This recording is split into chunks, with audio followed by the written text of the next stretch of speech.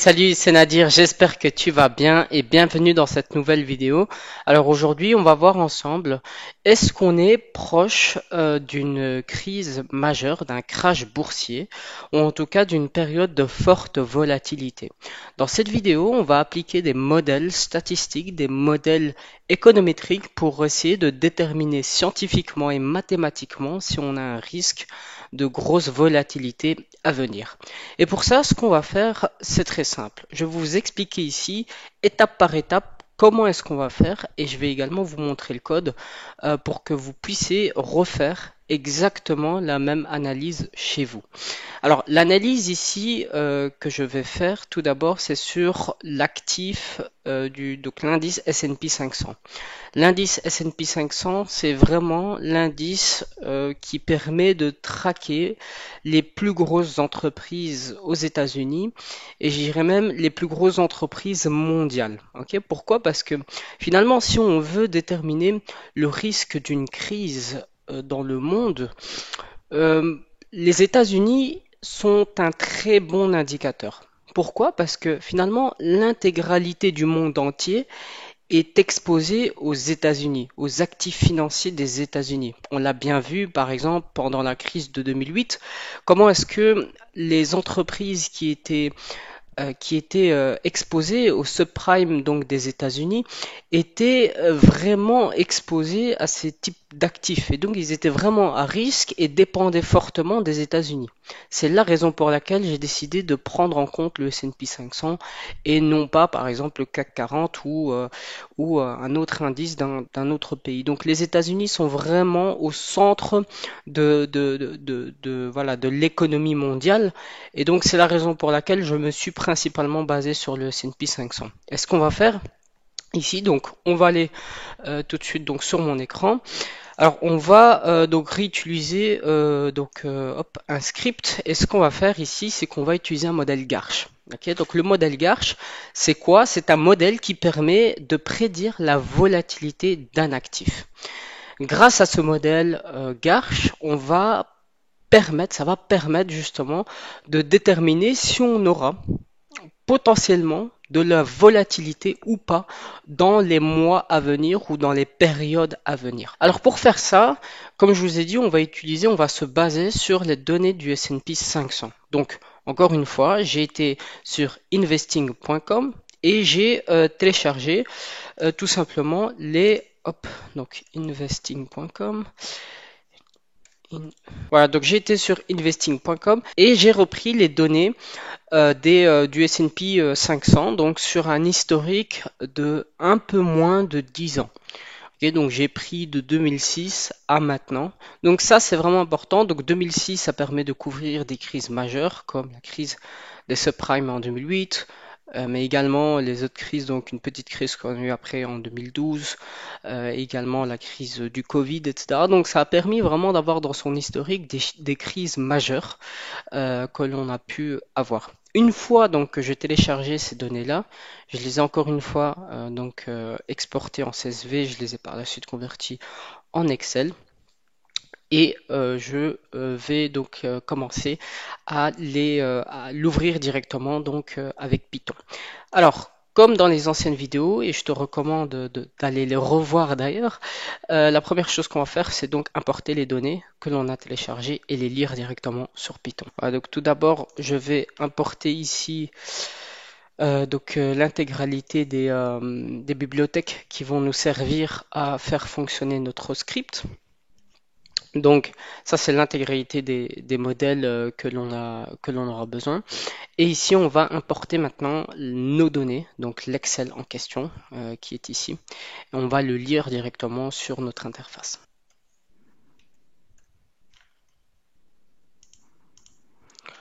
Voilà, donc ici, comme vous pouvez le voir, dans nos données, donc on a la date, on a le dernier qui est le cours de clôture, l'ouverture, le plus haut, le plus bas et la variation en pourcentage.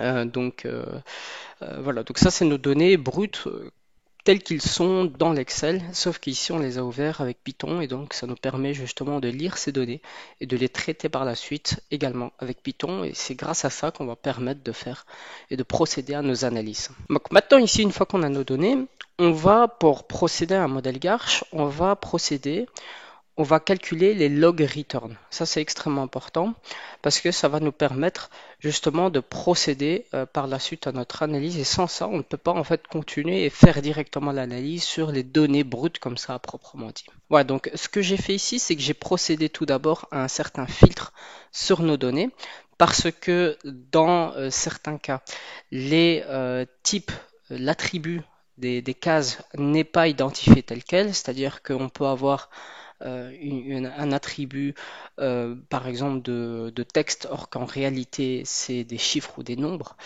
Et donc, pour faire les calculs, ça va être très compliqué.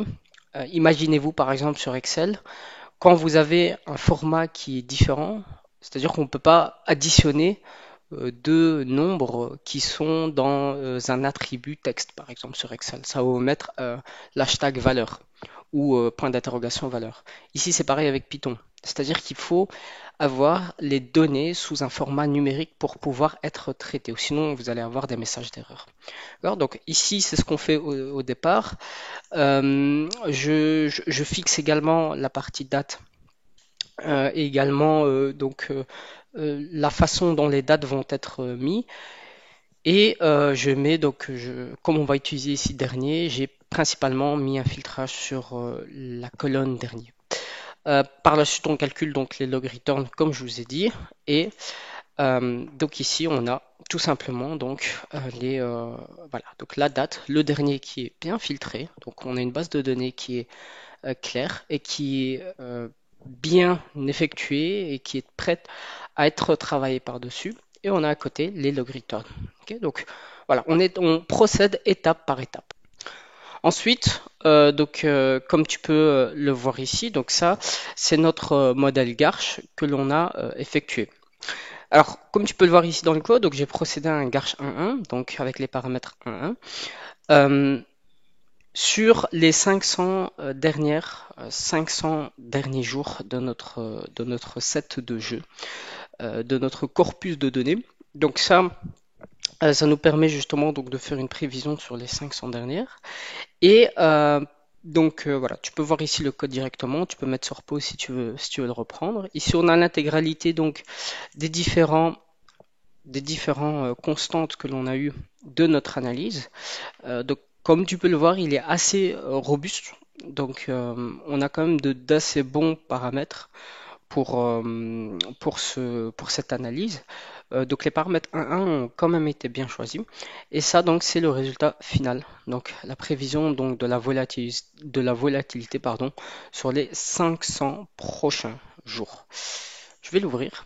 Voilà. Et on peut le voir ici. Donc l'analyse, elle commence ici.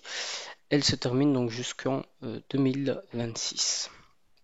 Ok, donc voilà, donc ici on a vraiment fait la volatilité. Maintenant, comment est-ce qu'on peut l'interpréter? Ok, on va voir ça ensemble. Donc ici, pour un petit peu plus de clarté, ce que je vais faire, c'est que je vais simplement fixer les résultats que l'on a eu au dernier, enfin en tout cas à la dernière date de valeur qu'on a eu, à la dernière valeur qu'on a eu. Ok, donc en 2024, la plus récente.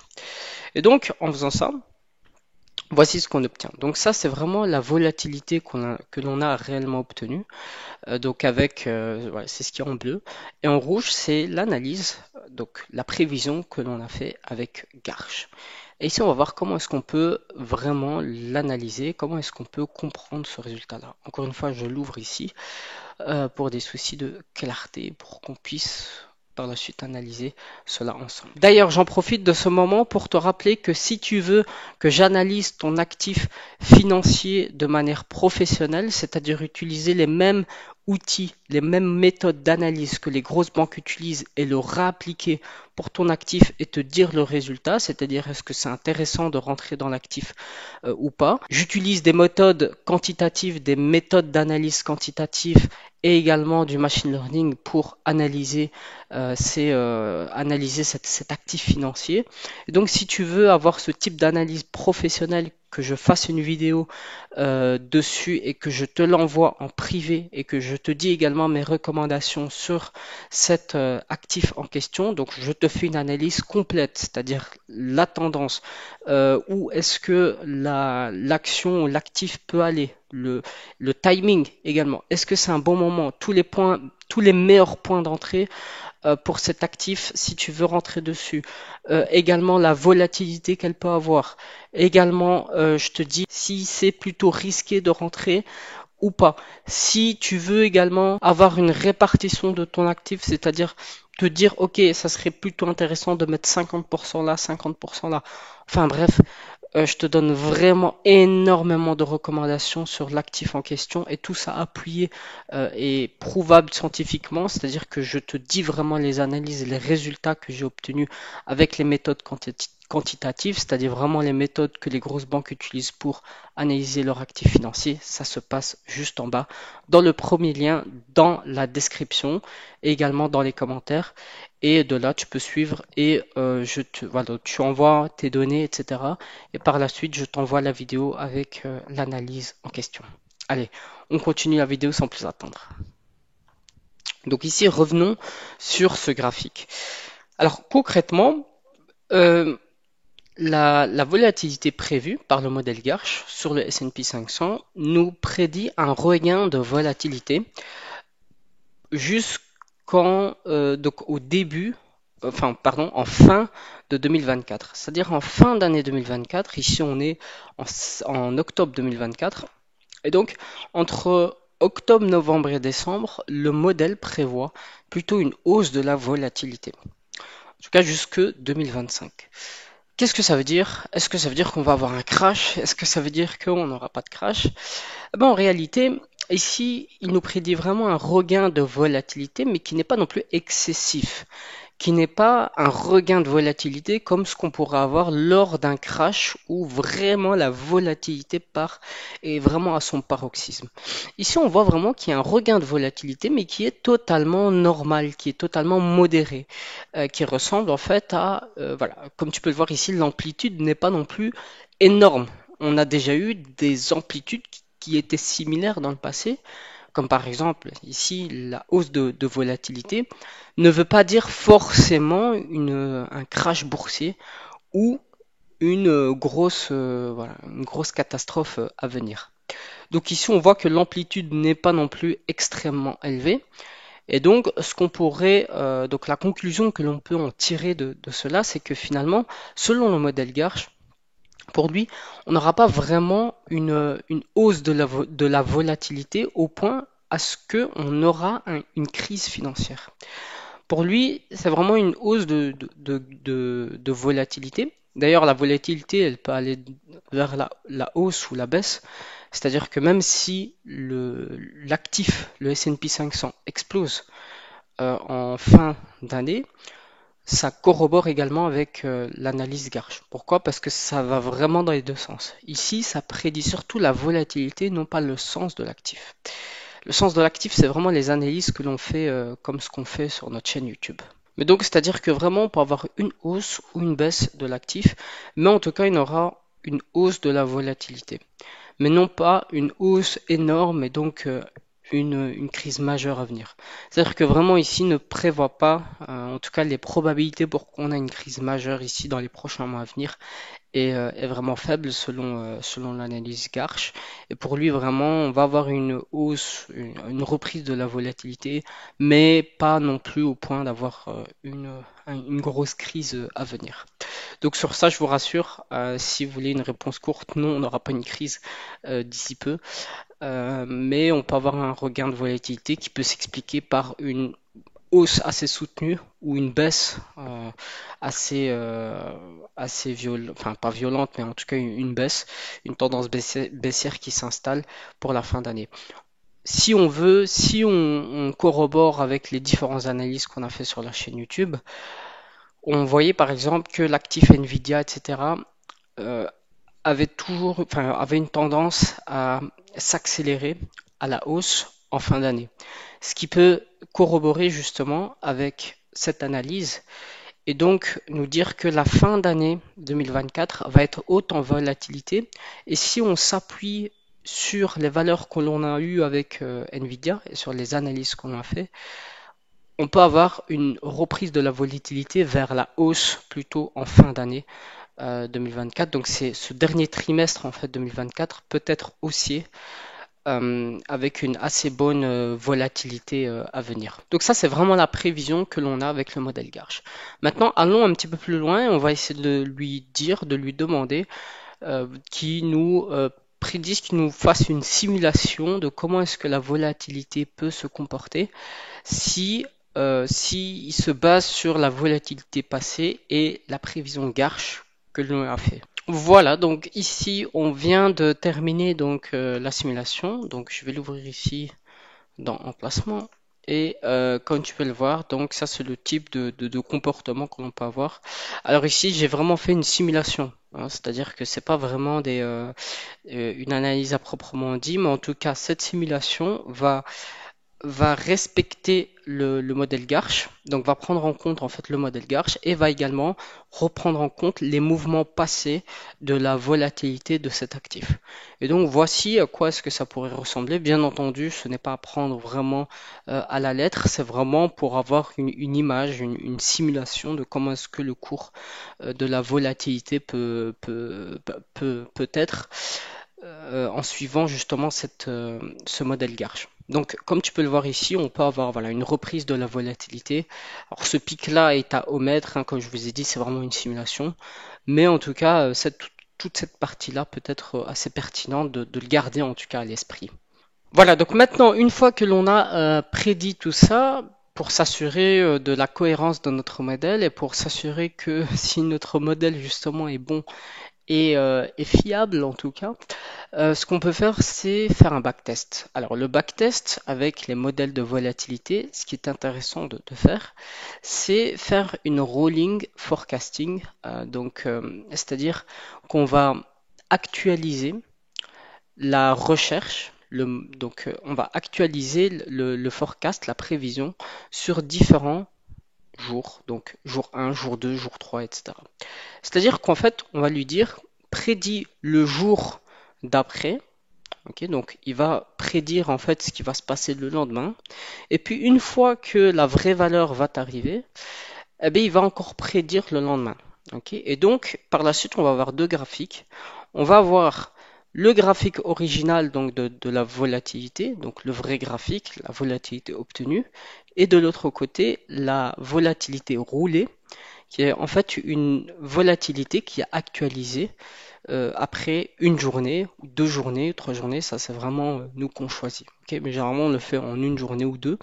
Et donc ça va nous permettre vraiment de savoir, de comprendre si on prédit la volatilité juste du lendemain, comment est-ce qu'il prédit la volatilité du lendemain. Ok, et de là ça va nous permettre justement de nous dire est-ce qu'il est plutôt fiable ou pas. Donc ici je l'ai fait vraiment sur une journée pour voir à quoi est-ce que ça ressemble. Et comme tu peux le voir ici, le rolling forecast Garch, donc la volatilité observée donc sur une prévision de une journée. Donc ce qui est en rouge, c'est vraiment ce qui prédit pour le lendemain, et ce qui est en bleu, c'est vraiment la volatilité obtenue réelle, donc de la prévision. Alors, on voit que les mouvements majeurs, il arrive plus ou moins à les capter, comme ici par exemple, il a réussi, ici aussi. Ici un peu moins, cette baisse par exemple. Euh, Ici, il a su plus ou moins la capter. Ici, il a réussi vraiment à bien la capter. Donc on voit que voilà, ce n'est pas, il n'arrive pas à capter 100% des mouvements, mais il arrive plus ou moins à capter les grosses tendances, en tout cas les gros pics de volatilité. Ce qui est réellement ce qui nous intéresse. Nous ici, on cherche à savoir si on aura un crash dans les mois à venir et non pas est-ce qu'on va avoir une petite volatilité ou pas. On s'en fout en fait du bruit ambiant. Nous, ce qu'on veut, c'est capter les grosses volatilités, capter les gros mouvements de marché. Okay, et pour ça, ben, ce modèle-là, il arrive en tout cas à capter les gros mouvements de marché. Maintenant, on va se dire, ok, si on arrive à prédire en une journée, comment est-ce qu'on peut prédire? Est-ce que par exemple, si on actualise non pas tous les jours, mais tous les 2 jours, tous les 3 jours, tous les 4 jours, etc., est-ce que ça nous donne un meilleur résultat? Et c'est ce que je vais faire ici. Je ne vais pas tester uniquement avec une volatilité roulée, avec une prévision pardon, roulée d'une journée, avec une actualisation d'une journée, mais plutôt avec plusieurs jours. Et voilà, donc ici je viens de faire une volatilité roulée de 1 à 5 jours. Donc comme tu peux le voir, on a toujours une actualisation qui se fait. Donc ce qui est en rouge, c'est celle d'une journée. En jaune, c'est 2 jours, etc., jusqu'à la verte qui est une volatilité roulée de 5 jours. C'est-à-dire qu'il va prédire les 5 prochains jours et puis il va s'actualiser. Et comme on peut le voir, on n'a pas non plus une grosse différence. Bien entendu, il va être moins précis plus le temps avance. Donc plus on va prendre une actualisation qui est longue et plus il va être moins précis. Mais il arrive quand même à capter les grosses tendances. C'est-à-dire que au-delà déjà de 5 jours, notre modèle, le modèle Garch qu'on a fait, le modèle sur lequel on prédit justement la volatilité, celui-ci, sur 5 jours, il est assez pertinent. Sur 5 jours, il arrivera à prédire si on aura plutôt une bonne prédictibilité, en tout cas du marché. Donc c'est un très bon indicateur pour nous dire que les gros mouvements de marché, notre modèle Garch que l'on a fait va réussir à les capter. Et ici donc ça je l'ai fait vraiment sur les dernières données de notre base de données, donc sur notre Excel. Mais on peut tester sur d'autres mouvements, sur d'autres time frames, et on va voir si ça nous donne plus ou moins le même résultat. Voilà, et comme tu peux le voir ici, donc j'ai fait encore une fois une volatilité roulée sur d'autres time frames, donc pareil de 1 à 5 jours. Et ici, c'est donc de 2020 à 2022. Et comme tu peux le voir, il arrive encore une fois assez bien à capter la tendance de la volatilité. Donc, vraiment, le modèle en soi est très très bon pour prédire. Et comme on peut le voir ici, même après 5 jours, il arrive quand même à assez bien capter la tendance de fond. Et donc, finalement, c'est que notre modèle arrive assez bien à capter les gros mouvements de marché et donc ça augmente la fiabilité de notre résultat que l'on a obtenu juste ici. Ok. Donc pour moi encore une fois, une conclusion finale, si je devais vraiment conclure sur ça, c'est que notre modèle ici arrive avec une assez bonne précision et une assez bonne fiabilité à nous dire que dans les mois à venir, dans le trimestre à venir, il ne voit pas un gros crash à venir. Il ne voit pas de grosses périodes de volatilité extrême venir sur le marché. Il voit néanmoins une reprise de la volatilité. Et si on croise cette donnée avec les autres données que l'on a eues dans le futur et nos analyses passées, on pourra avoir une reprise de la volatilité haussière sur le marché américain, sur le S&P 500. Voilà, on arrive à cette fin de vidéo. J'espère vraiment que cette vidéo t'a plu et t'a permis un petit peu de mieux apprendre ces modèles, d'apprendre un petit peu plus comment est-ce que ça fonctionne, la méthode quantitative, la méthode d'analyse quantitative d'un actif. Et j'espère vraiment que cette vidéo t'a plu et qu'elle t'a permis d'apprendre énormément de choses. En tout cas, nous, on se dit à une prochaine vidéo. Si tu veux que j'analyse une actif précis, dis-le moi dans les commentaires. Je le ferai avec plaisir. C'était Nadir. Prends soin de toi. N'oublie pas de t'abonner à cette chaîne et mettre un petit pouce bleu. En tout cas, ça fera toujours plaisir. Allez, passe une excellente journée. C'était Nadir. Salut.